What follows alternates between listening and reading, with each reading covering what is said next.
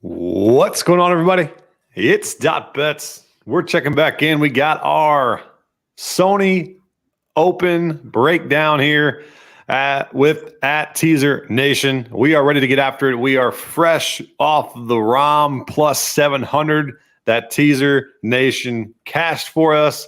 Hope you guys tuned into the stream, checked out his tweet afterwards, and cashed with us. We love to hear from you guys in the comments. If you did, make sure you're both following me and at TeaserNation on Twitter. Make sure you're subscribed to the YouTube channel. Hit that follow button on Twitch and hit that retweet button on Twitter if you are on. Love to hear from you guys. So we'll be here for about 30 minutes or so, just going over what we like, what we don't like, and kind of we go some outrights, some placements. And I don't know if we have a matchup or not. I know we'll have one later tonight. We'll see if we can get one for the stream here. But we appreciate you guys tuning in each and every Wednesday night. You can check us out every Wednesday at 7 p.m. Central Time, God's time, I like to say. A little bit too quick for me over on the East Coast, as Teaser points out every time. He's like, your time, my time. I'm like, my time. So hope everybody's having a good Wednesday night here and getting ready to go. Late tea times tomorrow, as this is still in Hawaii. So make sure if you do have any questions, hit us up in the free Discord, which is in the link below if you're on YouTube. Teaser, how are we feeling this evening, and what are you most looking forward to this Sony Open? Yeah, no, I'll just start it off with, it was a good hit to begin the 2020 year. I mean, It was kind of, I'll give it. I mean, obviously it was a lucky hit, but Morikawa was up 9 strokes after the first hole. I think Rahm was 40-1 after 9 holes, and then Morikawa goes on to bogey. I think I don't know what mentally he was just messed up. So I mean, we'll be on the other side of that. Coming down the road, there's always a choke that you're on. So I'm glad we got this one to start off the year. But so I wasn't even watching that Morikawa choke. I mean, I was just kind of briefly going through some stuff, and we were watching football, and then all of a sudden I get on Twitter and it's just like, Morikawa is absolutely choking this away, and I clicked in my head, I was like, oh shit, Teaser's got Rahm, let's go, come on Rahm. So like, go ahead. Like, have you ever been in that scenario? I know you're a college golfer, like where you just like lose it mentally, or is that like just a whole mental thing?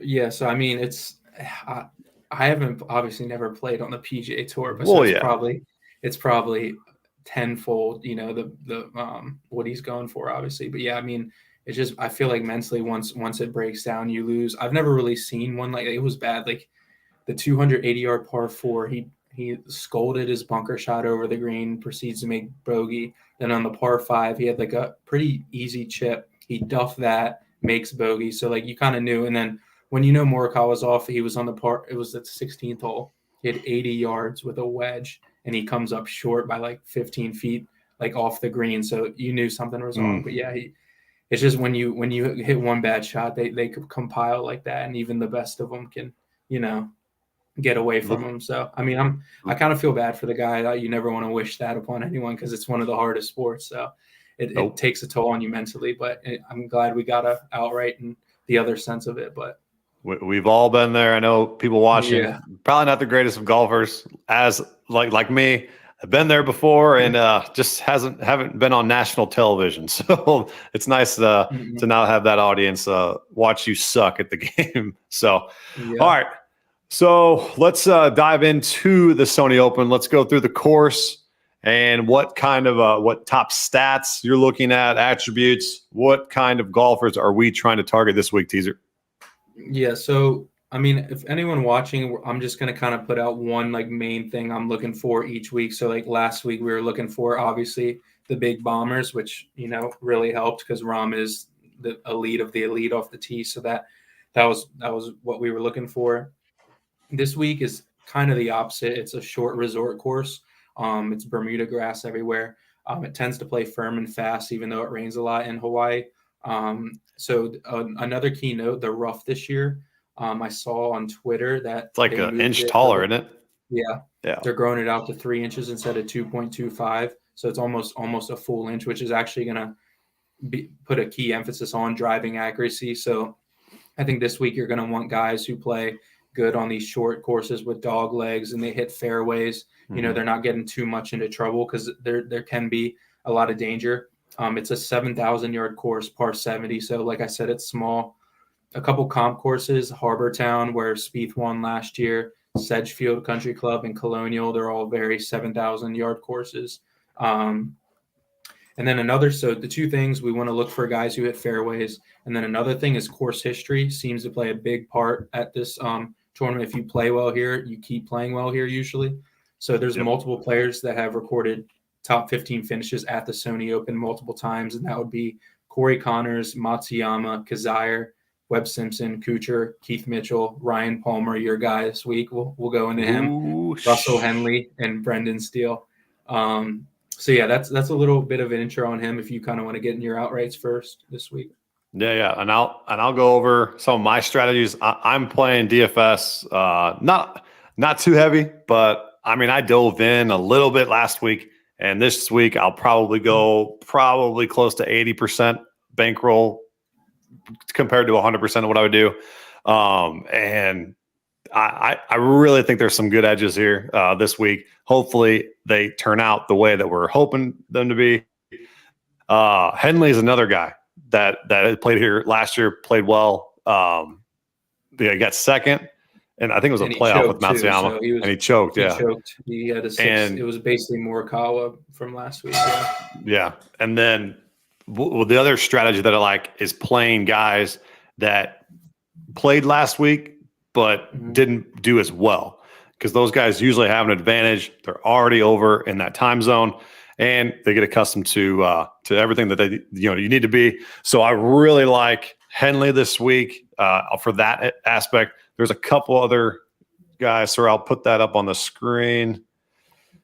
While you're doing that, I will say I do like that point a lot, thinking about it, because like you said, like Billy Horschel, for example, no one's talking about that guy this week. And usually, I mean, I would call him an elite player. They tend to kind of figure it out week by week. So like you said, and even Sahith Theegala, I haven't heard much about him just because it's more of a smaller course.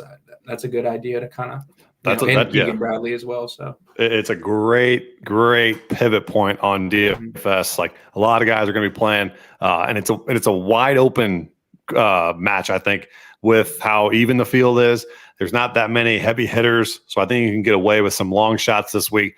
You got Svensson, Reeve, you got Henley, Horschel, like all these guys who played last week who didn't necessarily light it up, but they got 4 rounds under their belt. And I think that is going to pay dividends this week. And, you got Poston as well. So just look at those guys that maybe didn't fare as well as you wanted them to. As I had Justin Thomas last week. That was just a disaster from the get-go. Didn't help us.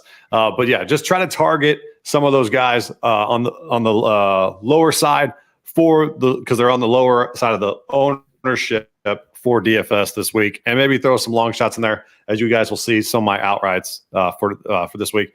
And then, so we'll remove that. The top one that I want to go with, my favorite outright, he's 35-1 currently, and it's crazy. He's a favorite of mine.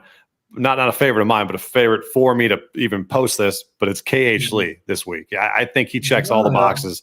Checks all the boxes with approach, hitting fairways, and making putts. I think he sets up perfectly for this course. A long shot at plus 3,500. What do you think about KH Lee? Did he ever cross your mind this week? I was looking at him in matchups, but yeah, I did not look at him as much. But that if you put a TPC in front of the name this week, he's winning. So of course, yeah. But yeah, no, I do like his game does kind of fit this course. So I didn't think about him. That's a pretty good number. It's kind of crazy that you could get him for like 90-1 last year, and now he's up to 35 because he's he's kind of really been growing on everyone and like playing really well. So, who's one of your outrights for this week?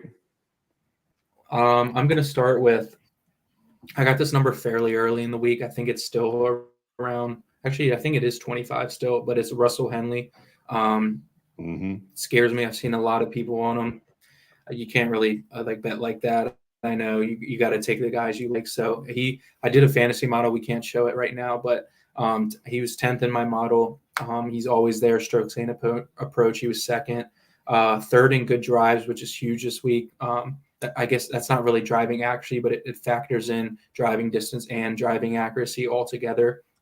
And then his course history, like I said, that's another key thing I'm looking at this week. Obviously, he collapsed last year and got second, and then he was 11th in 2021. But he did win last year, so those collapses, he's obviously now won again. So he's, I think he has that mindset to just kind of keep winning. He's not going to fold under pressure anymore, or as much as he used to. So, and I'll just go through my last three.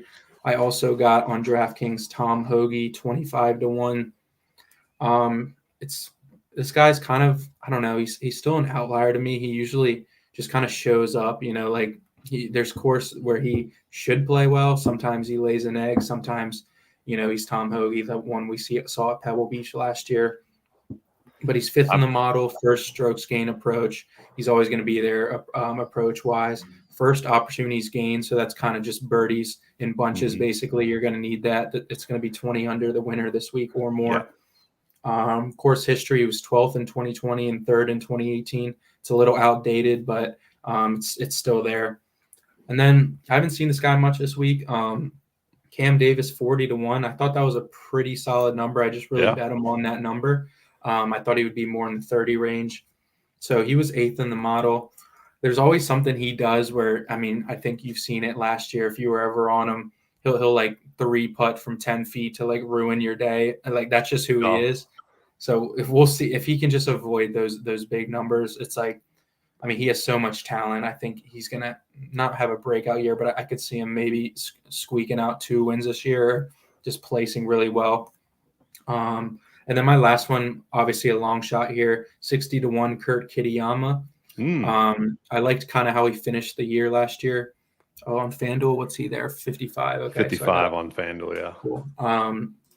9th in the model, so he's top 10 there. First in opportunities gained, so he can make birdies in bunches as well. He hasn't won yet, which is, not always great to hear. But he's 12th in good drives as well, so he's going to be putting in the fairway and giving them great opportunities. He missed the cut last year, his first time playing. I'm not too worried about that. That's just more of a long shot play for me. So those are my 4 I'm going to rock with this week. Yeah, and the very one that you'll end up seeing a lot of if you've been scrolling on Twitter is Corey Connors. It made me shake my head that a lot of people are on him this week. I just didn't understand it. Looked at the course history. He finished top 10 or he's 11th last year with it. I'm probably not going to have an outright on him. Is he going to be in my DFS player pool? 100%. Yes, he's going to be there. See, I'll figure out how much ownership that he's going to be. Maybe match the field with him, or maybe go a little bit underweight. But what do you think about Corey this week? I'm particularly fading him in the betting markets. So I did stay away from the outright just because I saw him so many times. That's the one time I saw a few certain people that were on him that usually don't hit. So, but no, it's just, I actually just pivoting right in my top 20. That was my number 1 top 20 was Corey Connors. It's a little safer play than outright. You obviously get, a little leeway there, but it's just the stuff that holds him back it's really the putting. And you don't like to have guys who are bad putters in these putt offs basically. So it does scare me every time I bet him. So if he can just shove those wedges like 7 feet, we'll be good. But hopefully he'll make them. So we'll see. The course history is there as well. So 11th, 12th, and 3rd last 3 times here. So that's not a win, but that'll cash my top 20. So yeah, and I think the top 20, if you're going to play that's the right move there. Mm-hmm. I don't see him ended up winning this, but you definitely can get that value there at top 20. I'm going to back you on my other outright that I'll give out in the stream here is Hoagie. Everything about him this week kind of checks all the boxes for me, like Lee and Hoagie both do. So I'll back you there. Any long shots that you might sprinkle? Like I'm talking 100 to 1 plus. I think this is a little bit more of a wild card where you might get some of these guys up there, maybe top 10 finishes or so. But who do you think can get up there and cause some ruckus? A really weird number to me. This is in no way I don't think this guy should be 90 to 1 on DraftKings is Chris Kirk. I'm not sure why. I don't know if he's coming off an injury. I don't know what he's on. Oh, he's 65 on 65, yep. On so if you got DraftKings, he's sitting at 90 to 1 right here. Right on that. That's what I'm saying. I think 65 is a little bit more realistic. 90, that's a little excessive there on Chris Kirk. I know he doesn't obviously win, but he's been playing well. I think last year he was pretty good last year. You got 27th last year, so yeah, yep. So I mean he'll be in contention, I think. And then another guy, obviously I don't think he'll win. I'm really high on this week's Patton Kizzire at 130 to 1. He really likes these. The one downfall, it's weird. The one downfall of his game is his off the tee play. I remember last year that was so hard. That was so hard to watch at times. It really is, but it's weird because he at positional courses like Harbor Town, like usually anything on the down there like in Georgia, Florida, he plays well out. So obviously this isn't Hawaii, but it's kind of the same thing, kind of the same positional course. So just I also have him as top 40 as well. So, but 130 to 1, I like that too. So I like it. My wild card of the week, it is brought to you guys by, I found him on Occupy Fantasy. Love those guys over there. Brian Jester pointed out a great point. He was looking through some transcripts of this guy, and Ryan Palmer was just like, I can't wait to play at the Sony Open. I think the course fits me incredibly well, and I'm going to take a long shot here at plus 10,000 right on the screen on FanDuel and sprinkle that. But I'm also going to play his plus 400 for the top 20. And I'm just taking this is a big risk here, just hoping on finding a different angle. And he loves this, he likes to have the scores. I think he was top 12 last year here. I think this is a diamond in the rough here, maybe a week ahead of what a lot of people could potentially hop on for Ryan Palmer. You always like to be a week ahead in golf. You don't like to react. You like to just say, hey, let's get ahead this week. I was probably 1 week ahead of Russell Henley too. So I'm going to be back on the Henley train this week for DFS as well. I liked him a lot last week. I outrighted him and top 20'd him. But you can do that again this week if you'd like. I'm just going to go heavy on the DFS side there for Henley, as he has got some good track record here. So you want to go into, what do you got, top 10s or top 20s? Or what do you got, top 40s? I have a couple more top 20s I can Let's do top 20s. Yep. Yeah, so we talked about Corey Connors. That you'll probably get that, I don't know if FanDuel is, but probably around plus 110 to plus 120. Or plus one of, FanDuel. Geez, that's horrible odds. We got Russell Henley as well. I kind of already mentioned him with my outright.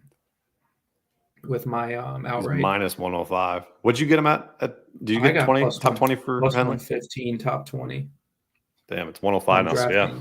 So DraftKings is really setting the bar right now. But Keith Mitchell, I also have as well. Yes. It's a new guy. Yes. I have not talked about, but I got plus 180. I'm sure he's like plus 100 on here, but plus 160. There he is. Yeah, okay, it's not bad. Plus 180 for me on DraftKings course history. He was 7th here last year, 14th in 21 and 16th in 19. He's 19th in the model. He's kind of a guy. His strength of his game's off the tee. He's more of a bomber, long hitter, but he's really great off the tee. So I think he can manage. If he gets in the rough, he's one of those guys who can go down there and get it. So I like him to top 20 as well. And then one guy I just put in is Andrew Putnam. I got 2 to 1. He'll be around that range, 180 to 2 to 1 or something. So, or what is that?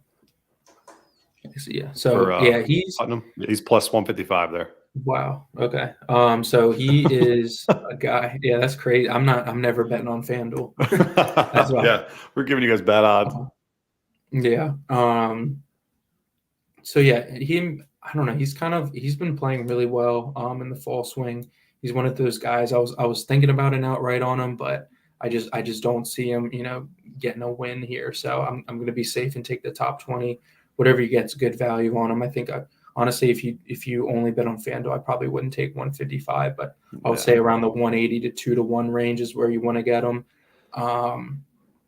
So yeah, those are kind of going to round out my top 20s. And then if you want to go into yours. Yeah, I'll say the only – so I'm going to double up, go outright with Hoagie and go Hoagie top 20.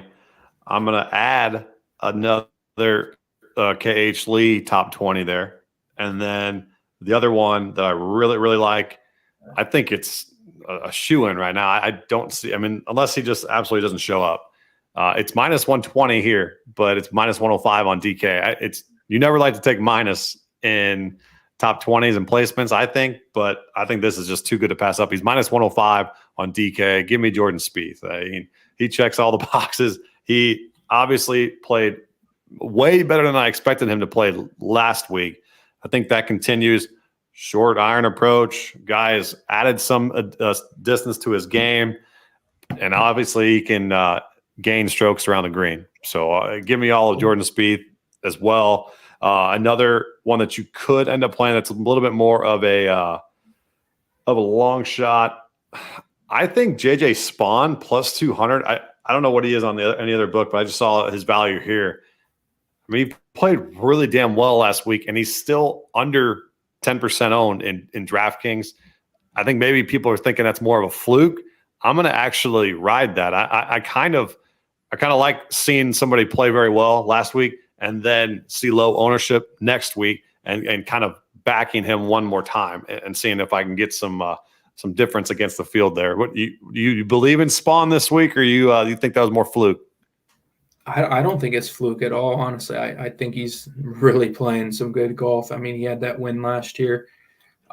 He's obviously before last year, he was a very average PGA Tour player, but I think he could have a breakout year this year. I watched a lot of him last week. He looked really good. So I do like that play to kind of double back on him this week. So and I don't know if he played last year. Oh, he did. He missed the cut. Yeah. So hey, that's probably why. A lot of people are going off course history. I'm going to go off a recent performance on him. And you get a little different on the field that way. Let us know if you guys have any questions over any placements, outrights, DFS strategies, or anything that you guys got. Love to hear from you guys. We'll be here for another about 5 or so minutes. We'll wrap up our placements and talk about some different matchups if we're on any, and then some sleeper picks for DFS. So you got top 40s for us? Yeah, I'll just no really descriptions here on them. I'm just going to back with Kurt Kitayama, Brendan Steele, which is, I don't know. I the last 3 years I've been on him here just because he has good course history, but it doesn't seem to work out. I'm going to go do it again just because I'm sticking to that method. But sometimes when you're looking at course history, you got to see, like, for example, JJ Spawn, he's a complete different player from last January than he is now in a good way. Brendan Steele is obviously a very different player from 4 or 5 years ago. So in kind of more of a bad way. So I don't know, but and then Patton Kazire, I got as well. So those are 3 I'm doing top 40, and those will be out on my Twitter page in a little bit. So, yep, and I'll finalize some top 40s for the card as well. I'll put those out later this evening. But now I want to pick your brain on some of these crazy high owned DFS players. So let's start with the guy who is probably the second most mentioned player this week besides Corey Connors, is Tom Kim. What do you think about him? I am on the fade crowd 100% here. He's currently going to go over 30% on DK. And if I'm going to be underweight, probably have him like close to about 10%. I just think we've seen him, like, this is peak performance at a very high ownership, and then on top of it, his salary is $10,500 on DK. I mean, it's just outrageous. Mm-hmm. I think we have some different spots that we can get a little bit better value on. Mainly the guy coming in right below him, Brian Harmon. Love the way he fits this course at 9,700. You're almost saving $1,000. You're going to be right there with ownership at right about 25%. What do you think about those two guys? Yeah, obviously I'm still new to the DFS, but I mean, I guess at that percentage, I don't know if I would go with Tom Kim. I don't think it's not like in a fade of a sense way. I think he does still play well because I mean, you can't even knock the guy. He's going to be an elite player for years to come. His only flaw in his game is that he can't drive it 300 yards or maybe even 280. But I mean, this course should fit his game. I mean, it's a positional course, so I do think he plays well. I just don't know if you can, there's pivots like you said, Brian Harmon, who should play well here. He's a lefty with the dog legs. He also likes, these positional courses. He always loves playing at TPC Sawgrass, which is kind of a positional course as well. So I do like him as, a little pivot to the top guys there. Then the other one I was looking at, there are two guys that pop to me with ownership is Harris English and Mackenzie Hughes. Did any of those two pop into your brain, or they didn't even kind of trigger anything on my eyes to play them? But I don't know if I'm missing something. I mean, I might include in my player field and just go under the weight here, and maybe I'm seeing something that a lot of people see. What do you think? Not a big. Well, I do like Harris English as a player, but I don't. I mean, he's coming off an injury still. He hasn't really shown much. That's one of those guys I'll wait to see, down the road in the summer when, he's kind of feeling more healthy, puts some tournaments together, and he starts feeling back to normal. I don't think I would touch him within like the first 3 months of the season. So, yeah, it'd be tough. That's what I think. Mackenzie Hughes, I don't know about that guy. That's one guy. It's hard to cap him. It's like sometimes he plays well at Birdie Fest. Sometimes he's like a grinded out major guy. You don't know what that guy's going to do. So I think I would stay away from him as well. But yeah, then my sleeper picks, we're going to go with two guys Palmer. I talked about his eagerness to play here. He's coming in under 5% owned. And then Ches Reavie, you got him at 2% owned. He played last week. That's mainly the target there. Plus, his approach game is pretty decent here. I think we could get a pretty good ownership there at 2%. A nice little flyer on him. So those are two sleepers. If you need some salary relief, if you need somebody to get a little bit different in your lineups, those two guys. And your boy Chris Kirk, he's under 5% owned currently. So that's another guy. Mispriced. You see the misprice in both sports books there. Could be a guy that you could target. I don't think there's any. I mean, you could go Svensson as well, but he's getting a little bit more ownership. Anything on you like anything on Russell Knox this week? Oh, I've seen him a little bit. I don't know, but yeah, like you were saying though, I would say Hoagie's a good pivot from Tom Kim. He's at the top. JJ Spawn, you were talking about at 8 or something around that. Even not Corey. I would say Patton Kazire in the 7,000s would be pretty good. Honestly, this could be a week where you kind of stack like a lot of 8,000s. I would say, like Keith Mitchell, Cam Davis. Yeah, maybe like a balanced lineup type thing. So, and maybe one big guy at the top. But one guy I forgot to mention, we'll end the show. What do you think about Sung J M this week? He played pretty dang decently last week. I think he got top 10. No, he got top 13. He faded on Sunday. Oh, I had his top 10, so I know about that. He bogeyed like 16 or something. So that was painful. But yeah, that's what do you do? I actually have obviously good. I think he's a good fit for the course. So he gained 5 strokes ball striking last week, which is pretty good. Obviously he plays every week. He always does, but has 2 top 21s since 2019 here. Over his last 5 years, cut last year 56, 21, and 16. So he doesn't play well here, but it's Sung J M. He makes a lot of birdies, so I don't know. Yeah, I think I'm like on the fence about him. Not on my betting card, so. I think he's a guy I'll probably be a little bit under the field on him. I mean, he's 23% ownership currently. It's a little bit hefty. Like you said, I think Hoagie, Harmon, you can go Spawn at 8,400.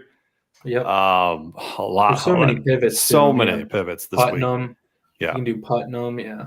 And that's one reason why I really like the DFS side this week a little bit more than the betting markets. I think there are some good spots where you can cut the ownership and gain some uniqueness and hit those leaderboards. So hopefully, come Sunday, I got some good green to show off, and hopefully from you guys tuning in, you guys have seen some value plays and who to take and who to fade. So if you want to have some final thoughts, anything that you want to address at the end here, and we'll get up on out here. No, I mean, I'll just throw out a tournament matchup for the stream. I think one I was there he is. Yes. I saw one that was decent. Was Will Gordon at plus money against Nick Hardy. I don't know too much about Nick Hardy really, but I know Will Gordon's been playing, on fire in the fall swing. He's had a couple top 10, top 20 finishes. He's like a young player trying to make it on tour. So I do think he'll have a great year or a good year, not a great year, but I think he'll be placing a lot. You'll be seeing his name a lot on the leaderboard. So that's one I looked at. But no, last words, it's going to be a Russell Henley week. So let's just hope I was 1 week ahead, so I got to go back to him, right? 1 week ahead. I do think so. You got to put an outright on Henley, or it can be a Tom Hoagie week because we're both on him. Yes, yeah. If we we Tom both Hoagie week, yeah. If we go Tom Hoagie, we're sitting pretty, and we'll be 2 for 2. So let's go 2 for 2, and appreciate you guys tuning in. Make sure you guys hit that subscribe button on YouTube, hit that thumbs up, and on Twitch, hit that follow button. And if you rewatch this on Twitter, simply retweet it. It would mean the world to us. Help us continue to grow this channel. We will have guests on each and every week, probably starting in a couple weeks as we get a little bit more better tournaments, a little bit deeper fields with more elite talent. So we'll get those guys lined up. We appreciate you guys tuning in. Make sure you follow both of us on Twitter, and we'll get up on out of here. See you guys. See ya.